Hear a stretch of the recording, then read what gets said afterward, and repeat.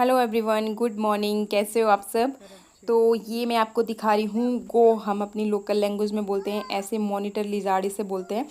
तो ये देखिए आप, अभी मैंने जूम किया है कैमरा तो आपको अच्छे से दिखाई दे रही होगी। ये हमारे ना किचन गार्डन की तरफ को आ रही थी। ये क्या करती है ना कि हर जगह खोद खोद के मतलब ज़मीन को खोदती रहती है, आगे आगे अपना वो निकालती रहती है।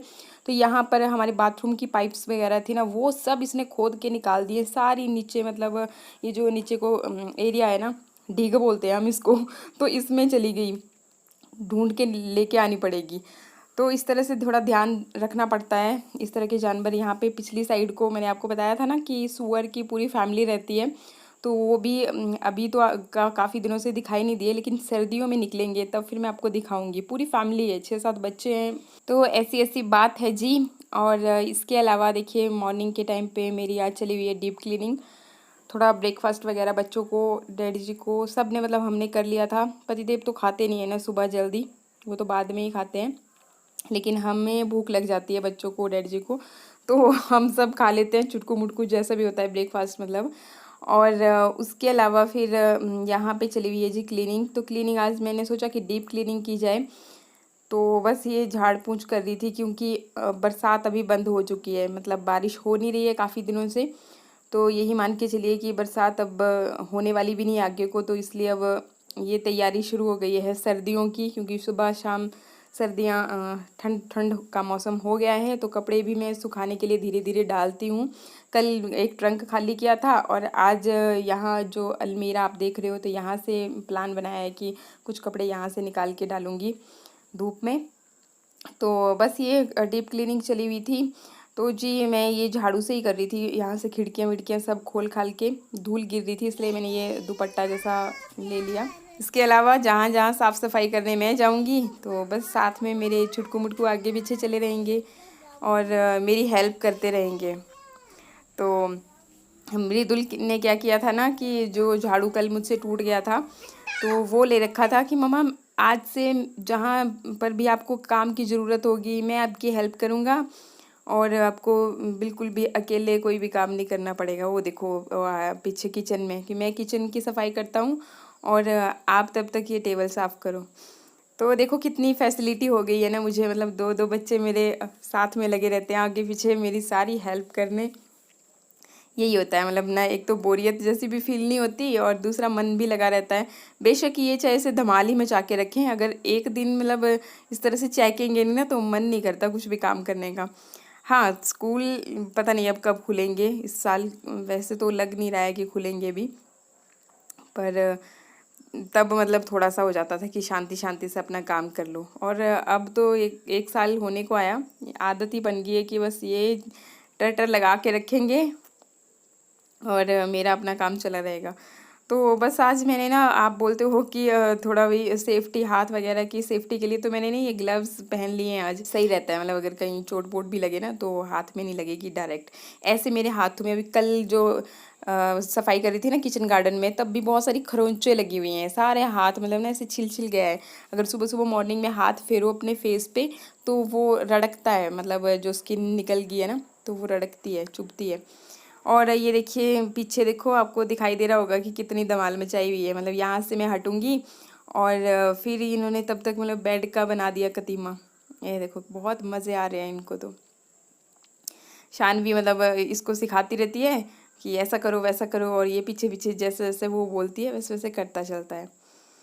तो ऐसे ऐसा काम है। और बस फिर यहाँ पे आज मैंने ना टाइल्स वगैरह सारा, मैंने सोचा कि जब कर ही रही हूँ सारा कुछ ही कर लेती हूँ अच्छी तरह से।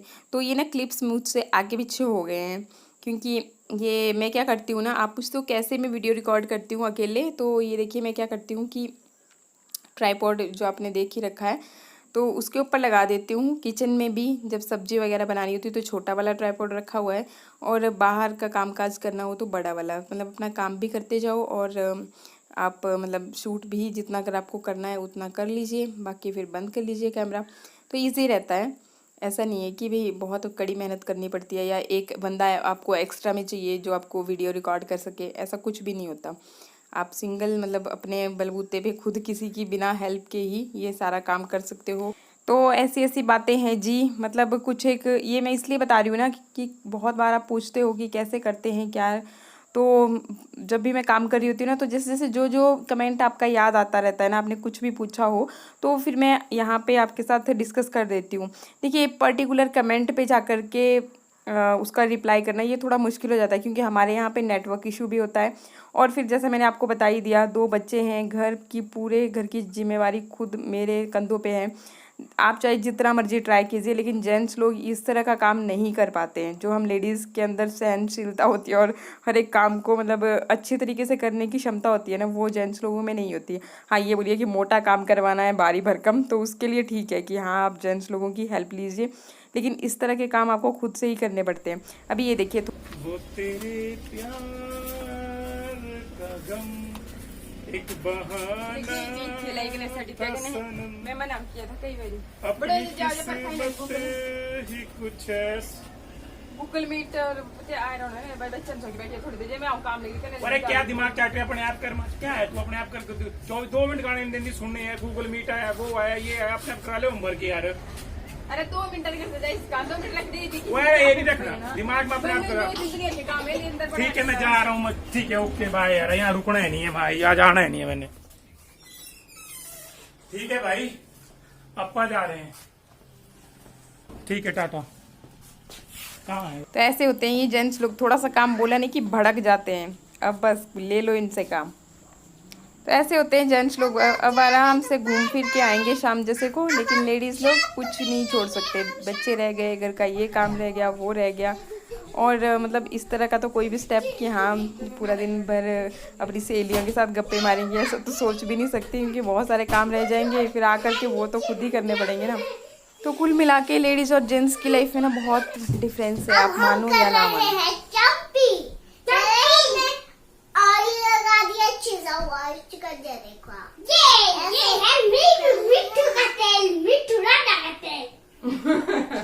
मिट्टू राजा का तेल निकालना है आज ये भी, और एक और तेल निकालना। बस बस एक ही बार बार ना लू जल्दी पड़ेगी। चंपी करो, बस बहुत हो गई चंपी अब। और चंपी करो बस अब फटाफट से अब पढ़ाई करेंगे हम लोग, पढ़ाई और तो उसके बाद करने करेंगे आते। नहाई, क्योंकि नहाई करने के बाद इनको आ जाती है सुस्ती, और सुस्ती जब आ जाएगी फिर लगेगी नींद। तो नींद से पहले पहले ही हमने अपना कंप्लीट कर लेना है पहले। नहीं तो मार छोड़ाएंगे, उसके बाद कंप्लीट करेंगे। सबसे पहले नहाना है, उसके बाद सोना है, सोने के बाद होमवर्क करेंगे। जल्दी चलो करते हैं, इतना देर से इकट्ठे हो जाऊंगा। जूड़ा करना मेरे बालों का, जूड़ा मेरा बाल। चलो अब आ जा मिट्टू की बारी है। चल सानवी तब तक अपना होमवर्क की कॉपी निकाल। 72 को करने दे भाई। हाँ जी आपने को अविनाश किया ना? जब अभी तक तेरा खत्म नहीं हुआ खा के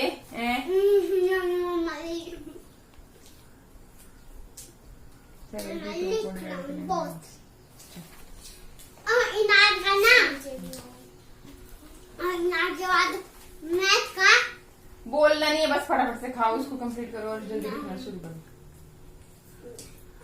हर 5 मिनट बाद लग जाती है भूख, है ना? जल्दी लिख। 72। बच्चों से होमवर्क करवाना भी एक बहुत बड़ा मुश्किल भरा काम होता है। तो बीच में इनको लगी जी भूख, बोला कि नमकीन खानी है, जहाँ मर्जी से लेके आओ। तो मैंने सोचा कि चलो नमकीन ही बना देती हूँ इनके लिए, और वैसे भी लंच का भी टाइम हो रहा था, तो मैं पहुँच गई किचन में। ये चावल मैंने लिए, इनको अच्छी तरह से वॉश कर लिया है। चावल ये घर वाले ही हैं, मतलब डिपो में जो मिलते हैं ना वो वाले चावल हैं, ये बासमती नहीं है। तो इसमें मैंने देखिए ये थोड़ा सा जीरा डाल दिया, थोड़ा सा अजवाइन, थोड़ी सी मीठी सौंफ। अब ये थोड़ी सी मैंने इसमें हल्दी डाल दी, थोड़ा सा ये लाल मिर्च पाउडर डाल दिया, मतलब ताकि इनको भी पता चलना चाहिए ना कि स्पाइस जैसा थोड़ा, और थोड़ा सा ये मिक्स वाला मसाला, साथ ही नमक ऐड करके। जैसे हम खिचड़ी भी बनाते हैं ना, हम खिचड़ी को तो तड़का जैसा लगा लेते हैं, लेकिन तड़का नहीं लगाया मैंने, खाली ऐसे ही चावल के ऊपर ये सारे मसाले डाल दिए, और फिर इसे प्रेशर कुकर में डाल दिया। और पानी उतना ही डालेंगे जितना कि मतलब यूजुअली हम डालते हैं, थोड़ा सा ज़्यादा रखेंगे क्योंकि 2 सीटी में ऐसे चावल पक जाते हैं, लेकिन यहाँ पे फिर मैं 2 सीटी एक्स्ट्रा लगाऊंगी, तो उसी हिसाब से थोड़ा सा पानी मैंने ज़्यादा रखा। यहाँ पे आप नमक का टेस्ट कर सकते हो, टेस्ट के अकॉर्डिंग मतलब नमक इसमें ऐड कर सकते हो। और जब तक इसमें सीटी आती है तब तक फिर बच्चों को भाई भूख भी लग रही थी, लंच का टाइम हो रहा था, तो मैंने सोचा कि जल्दी मैं इनको पपीता ही दे देती हूँ खाने के लिए। और फिर बस ये पपीता रखा हुआ था, तो इसको मैंने अच्छी तरह से काट पीट के छिल छाल के छोटे छोटे पीस में इसको काट लिया। और फिर इसके बाद इसमें थोड़ा सा नमक और ये चाट मसाला ये लगा दिया। एक ही थाली में मैंने काट लिया, क्योंकि फिर देखिए अगर इनको अलग अलग दूंगी ना फिर नहीं ये खाएंगे, और ऐसे जेलस में कि इसने इतना खा लिया तो मैं भी खाऊंगा, अड़ अड़ के मतलब खाएंगे। तो बस सारा पपीता मैंने एक ही इसमें थाली में काट लिया और अब हम सब मिलके यहीं से खाएंगे। तो ये देखिए जी, अभी देखो मारा मारी चली हुई है, मतलब अड़ अड़ के खाएंगे अभी यहाँ पे ये। और हम सब ही खा रहे हैं, मतलब पापा इनके हैं नहीं, वो चले गए हैं, तो देखते हैं कब तक आएंगे। और हम मतलब मैं भी डैडी जी भी हम सब मिलके मतलब इसी प्लेट में से खा रहे थे सारे के सारे। अब आप ऐसा मत बोलना कि ये कौन सा तरीका है, तरीका भी हमें अच्छा लग रहा था, मिल बांट के खाने में, खाना ही सबसे बेस्ट तरीका होता है। तो इसके बाद ये देखिए ये हमारी खिचड़ी जैसी बन गई है चावलों की।